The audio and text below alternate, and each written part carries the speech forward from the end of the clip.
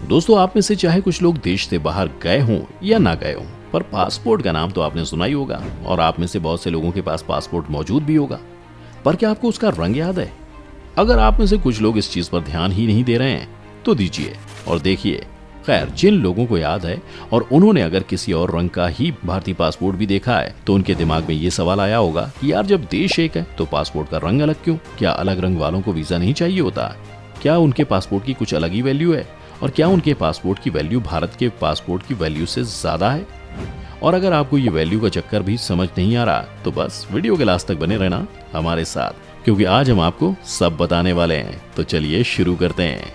विदेश यात्राओं के लिए पासपोर्ट एक जरूरी दस्तावेज होता है। देश से बाहर यही आपके भारतीय नागरिक होने की पहचान होता है। सामान्य नागरिकों को ब्लू रंग का पासपोर्ट इशू किया जाता है, जो आपके पास भी होगा। लेकिन क्या आप जानते हैं कि नीले रंग के अलावा मैरून, सफेद और नारंगी रंग के पासपोर्ट भी होते हैं?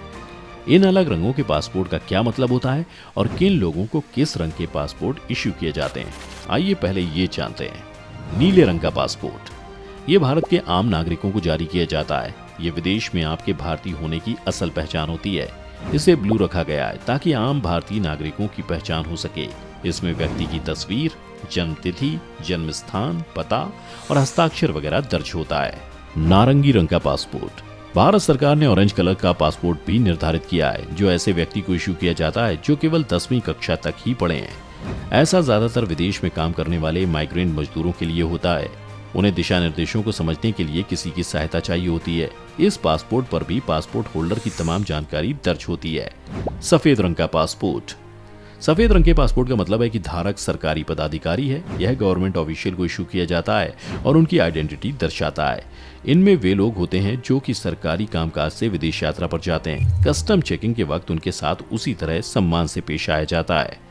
मैरून रंग का पासपोर्ट, ये पासपोर्ट भारतीय उच्चायोग से संबंधित अधिकारियों को जारी किया जाता है, जो विदेशों में भारत का प्रतिनिधित्व करते हैं। सामान्य पासपोर्ट से अलग रखने का उद्देश्य ही इनकी विशेष पहचान स्थापित करना है।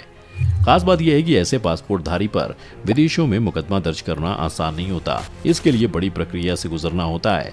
आम लोगों की तुलना में ऐसे पासपोर्ट धारी को किसी भी वीजा की जरूरत नहीं होती। इन्हें इमिग्रेशन में भी कम समय लगता है और कई सुविधाएं मिलती हैं।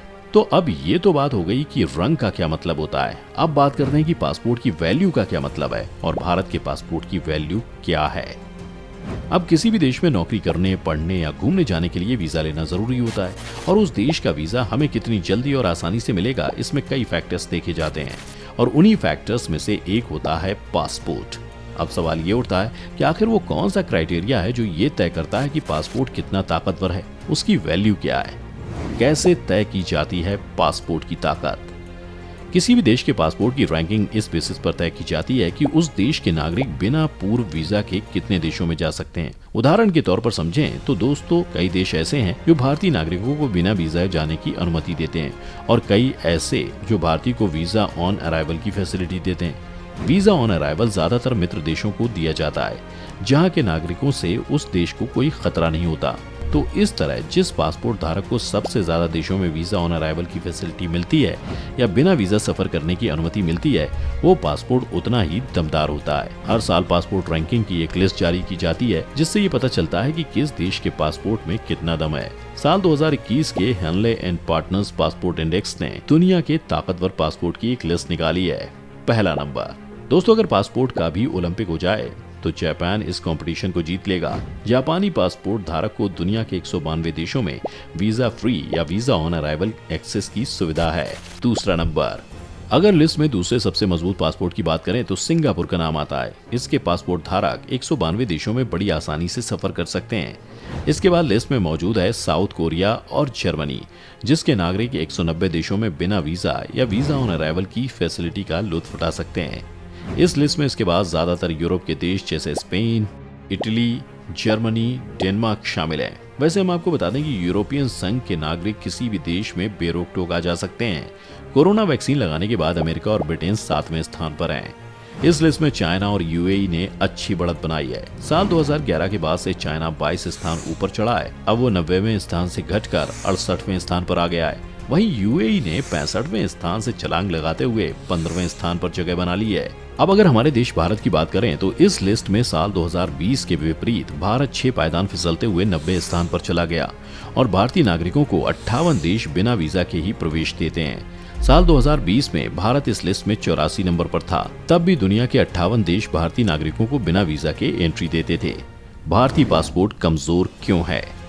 आप में से कई लोगों के मन में ये सवाल आया होगा कि आखिर हमारा भारतीय पासपोर्ट इतना कमजोर क्यों है।